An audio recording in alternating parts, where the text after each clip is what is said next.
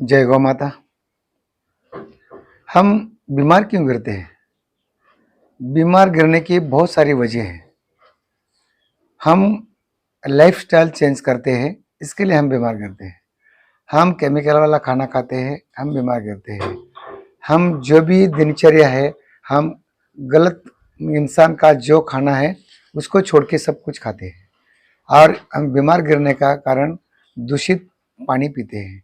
हमारा गलत होने का कारण, बीमार गिरने का कारण इन्वायरमेंट में जो हवा चल रही है उसमें भी सब केमिकल है। कहाँ भी जाओ ये केमिकल केमिकल केमिकल के बिना जिंदगी रही नहीं है। तो बीमार क्यों नहीं गिरेंगे? यही सब बीमारी का कारण है। और वही सब मॉडर्न मेडिकल साइंस में सभी वो दवा ले रहे हैं आप वापस। तो हम क्या बोल रहे हैं कि आप बीमार हो गए, हम जीते क्यों हैं? किसके लिए जी रहे हैं? थोड़ा समझना भी चाहिए कि हमारे जो शरीर है, ये शरीर बीमार नहीं गिरना चाहिए। तो हम क्या करना चाहिए कि हम थोड़ा सा अभ्यास करना चाहिए, हम समझ के लेना चाहिए। हमारा इतना बड़ा एजुकेशन लेके आईएएस अधिकारी बनते हैं, कलेक्टर बनते हैं, बड़े ऑफिसर बन जाते हैं, इंजीनियर बनते हैं, डॉक्टर बनते हैं, वकील बनते हैं, बड़ा बड़ा एजुकेशन लेते हैं, लेकिन खुद का शरीर कैसा करना है, क्या खाना है, क्या पीना है, उनको नहीं आता है। उनको कुछ भी नहीं समझ में आता है। तो इसके लिए हम क्या करना चाहिए कि हम जो एक एक चीज समझ के लीजिए। हम बहुत सारे वीडियो बना रहा हूँ, लेकिन अभी एक चीज है, हम ऑक्सीजन के ऊपर जीते हैं। हमें अगर ऑक्सीजन, इन्वायरमेंट में ऑक्सीजन कितना है? 21%। तो हमारे जहाँ जहाँ मुंबई जैसा सिटी है, पूना जैसा है, कलकत्ता है, मद्रास है, दिल्ली है, ऐसे जगह पे कितना मिलता होगा? 10, 12, 15। लेकिन अपने लगता है 21%। और सभी वो सब केमिकल ही है। हमें कुछ भी तकलीफ हुआ तो आपको डॉक्टर डायरेक्ट आईसीयू में भर्ती कर देते, और आईसीयू भर्ती करके सीधा ऑक्सीजन लगा देते। और ऑक्सीजन लगाया कि बस अपना शुरू हो गया मीटर उनका। कुछ डॉक्टर अच्छे भी रहेंगे, लेकिन बहुत कुछ, लेकिन सर्रास 95% डॉक्टर ऐसे ही काम चल रहे, सिर्फ पैसा कमाना है। और हॉस्पिटल में आ गया तो आप बाहर बैठो, हम आईसीयू में लेते हैं उनको दम लग रहा है, उनका ये हो गया, हम चेकअप करेंगे, आप उधर बैठो। फिर बाद में थोड़ा बाद में आने के बाद बता देंगे कितना खर्चा है, उनको आईसीयू में रखना पड़ेगा, ये करना पड़ेगा, तभी वो बाहर आएंगे। लेकिन हमारा ऑक्सीजन लेवल अगर कम होगी, ऑक्सीजन लेवल हमारा कम होने के बाद हम बीमार गिरते हैं, तो हम ऑक्सीजन दे दो सिर्फ। जैसा कोरोना काल में तो सब सिलेंडर बनाए थे, बड़े बड़े सिलेंडर लगा के सबको दे दिया था। तो बचाने का प्रयास क्या कर रहे थे? सिलेंडर से। अरे अपने खेती में देखो, नीम का पत्ता देखो, तुलसी का पत्ता देखो, पीपल का देखो, इतना बड़े बड़े पेड़ है, पौधे है तुम्हारे घर के सामने। तुलसी है, तुलसी 24 आवर्स ऑक्सीजन देती है। तुम्हारा दवा खाना सब सामने है,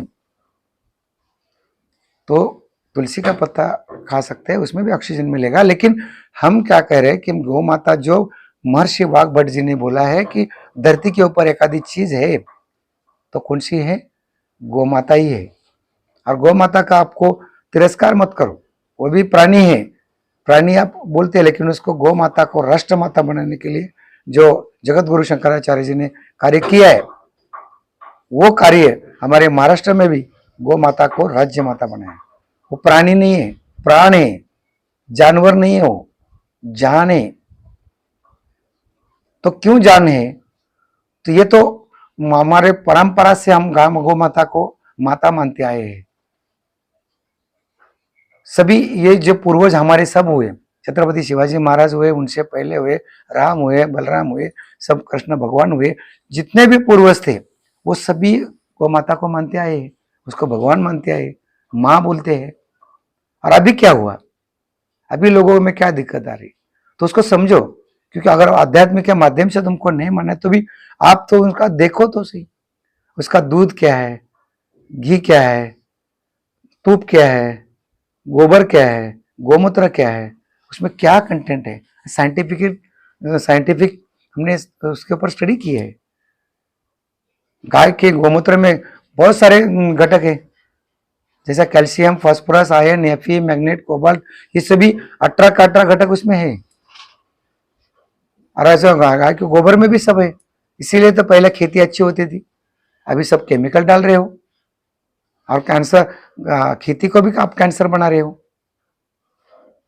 तो किसान को भी समझ में नहीं आता, तो उनको समझाना होगा, उन्होंने भी समझ में होगा, समझ के लेना होगा। हम गलत काम कर रहे हैं, सिर्फ पैसे के पीछे मत जाओ।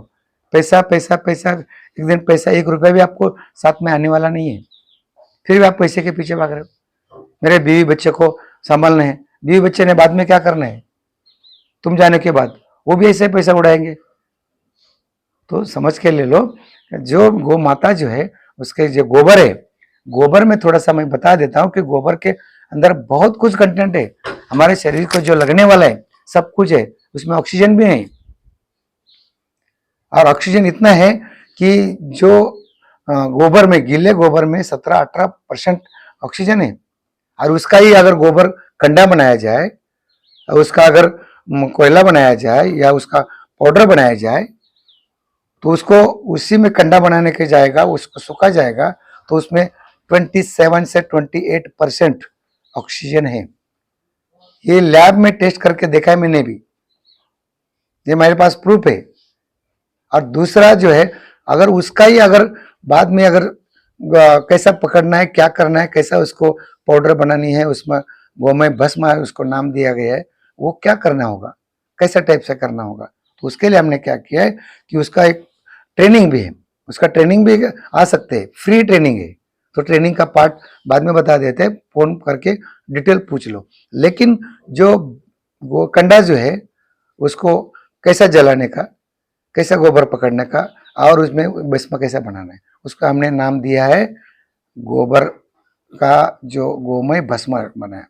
और ये जो है इसको अब ऐसा बॉटल में भरा हुआ है, ये गोमय भस्म, ये बॉटल में ऐसा भरा है। और ये भस्म बना के इसमें हमने टेस्ट करवाया, फिर टेस्ट करवा के जो टेस्ट करने के बाद उसमें पता चला कि 46.6 ऑक्सीजन है। इसीलिए महर्षि वाग्भट हमेशा बोलते थे कि गाय धरती पर एक चमत्कारिक चीज है। कोरोना के टाइम में हमने बहुत लोगों को दिया, 7-8 हजार लोग को बचाया, लेकिन कोई सुनते थे, कोई नहीं सुनते थे। तो ये जो है, ये जो भस्म है, हम पानी पीने को जाएंगे तो पानी हमारे को अच्छा मिलेगा ही नहीं। कहाँ भी जाओ, पहाड़ में भी जाओ, सभी वहां केमिकल ही फैला हुआ है, सब खेती में केमिकल ही डाल रही है। और ये सरकार उसको बढ़ावा दे रहे हैं केमिकल डालने में। तो कैंसर नहीं आएगा तो क्या होगा, बीमार नहीं करो तो क्या करोगे। तो ये चीज जो होती है, इसके लिए ये अगर आपके घर में फैमिली के लिए अगर एक चम्मच अगर एक मटके में डाल के रखा जाए तो वही पानी पिया करो। आप तो बॉटल का पानी पीते हैं, तो बॉटल पानी में कुछ है ही नहीं, सब मिनरल्स निकाल दिए हैं, सब मिनरल निकाल दिए। उसका टीडीएस देख लो कितना आएगा, 32, 33 में आएगा, आज ज्यादा से ज्यादा 35 आएगा। लेकिन कौन सा पानी पीना चाहिए, 150 के आसपास और 300 के रेंज में पानी पीना चाहिए, वो टीडीएस का। और आपको दिया जाता है पानी, कौन सा पीते आप, क्यों नहीं बीमार करेंगे। और वो पानी पीते हो तो जो पानी के अंदर जो मिनरल्स है, जो घटक है, वो हमारे बॉडी में है। और हम प्यास क्यों लगती है कि हमारे बॉडी को चाहिए, पानी में से घटक जो है, पानी के अंदर जो घटक है वो हमारे को बॉडी को चाहिए। और बॉडी में चाहिए तो बॉडी पानी मांगती है, तो पानी आप पीते हैं। तो हमारे बॉडी में तो वो ऑलरेडी घटक नहीं है और पानी में भी नहीं है, तो वो पानी हम पी रहे, तो हम पेशाब के बदले शरीर को जो भी पानी खींच के बॉडी में जो भी घटक है और भी खींच के लेके पेशाब के रास्ते निकल जाते हैं। तो हमारा वो डिफिशियंसी आ जाती है, फिर हम डॉक्टर के पास जाते हैं, फिर वो दवा देते हैं, ये रूटीन चक्र चालू हो जाता है। इसके लिए उससे अच्छा इतना सुंदर पानी अपना गोमय भस्म करके ले लो, उसमें डालो और पियो, उसमें ऑक्सीजन भी मिलेगा। और कैंसर पेशेंट को तो मैं पानी वही पीने को बोल देता हूँ।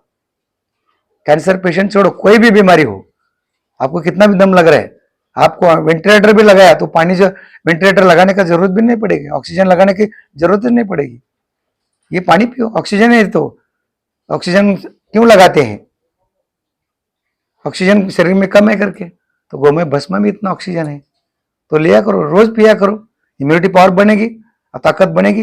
और हमारे जो भी ब्लड में हमारा ऑक्सीजन सप्लाई कैसा होता है शरीर में, खून के अंदर से सब बॉडी में सप्लाई हो जाता है। तो ये पानी के अंदर डाल के पी लो, आपको कोई दिक्कत नहीं आएगी।